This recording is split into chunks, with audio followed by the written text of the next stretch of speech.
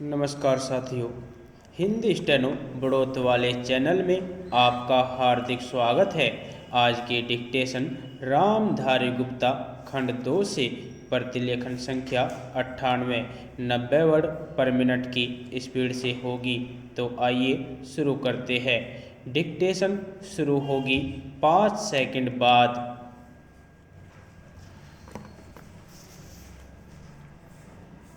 Start.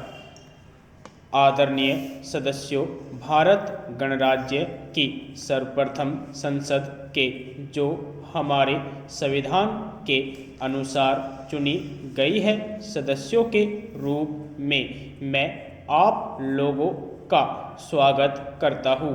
विधानसभाओं की रचना और राज्य के अधिपति संबंधी संविधान के उपबंधों को हमने पूरी तरह से कार्यान्वित किया है और इस प्रकार हमने अपनी यात्रा की एक मंजिल पूरी कर ली है।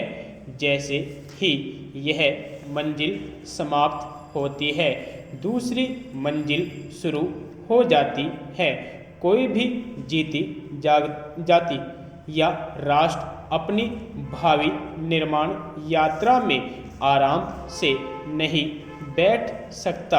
17 करोड़ से अधिक भारतीयों द्वारा नवनिर्वाचित संसद के सदस्यों के रूप में आप ऐसे यात्री हैं जिन्हें उनके साथ साथ आगे बढ़ना है। आपका यह बड़ा सौभाग्य है और आप पर भारी उत्तरदायित्व है। इस ऐतिहासिक अवसर पर जब मैं आपके सामने बोल रहा हूँ, मुझे अपने प्राचीन देश और उसमें बसने वाले करोड़ों नर नारियों का ध्यान हो उठता है।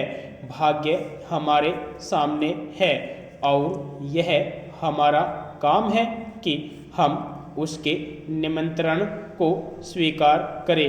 वह आह्वान महान भारत देश की सेवा के लिए है, जिसने इतिहास के उस काल से ही, जबकि सहस्रों वर्ष पूर्व उसकी कहानी आरंभ हुई थी, सुदिन और दुर्दिन दोनों ही देखे हैं। इस दीर्घकाल में इस देश को महान गौरव भी मिला और हमारा भाग्य विपत्तिमय भी रहा।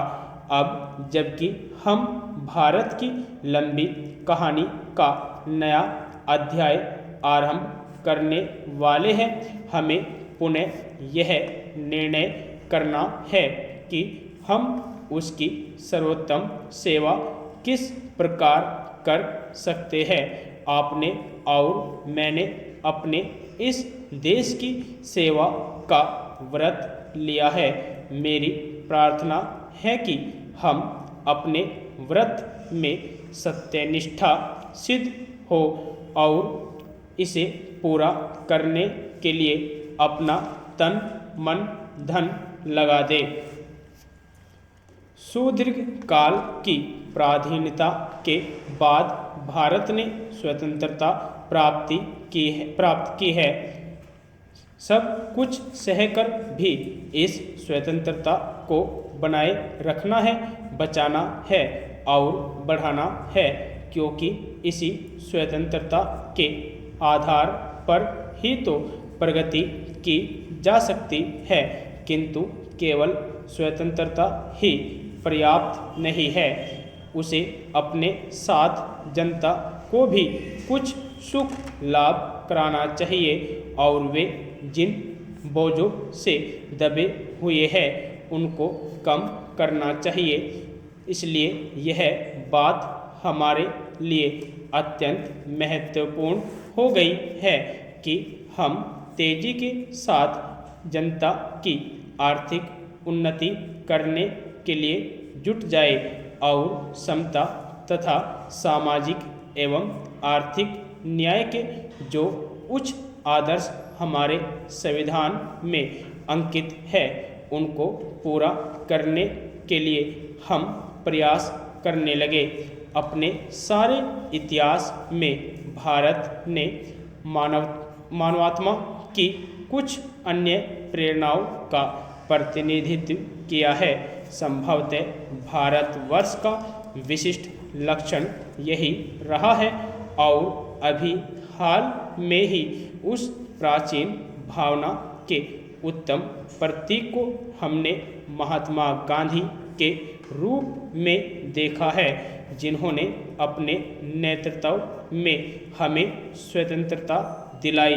उनकी दृष्टि में राजनीतिक स्वतंत्रता प्राप्त करना एक महत्वपूर्ण कदम था, पर मानवात्मा की महत्तर स्वतंत्रता की दृष्टि से वह केवल एक प्रयास मात्र था।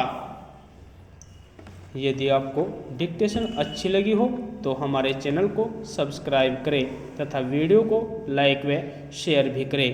धन्यवाद।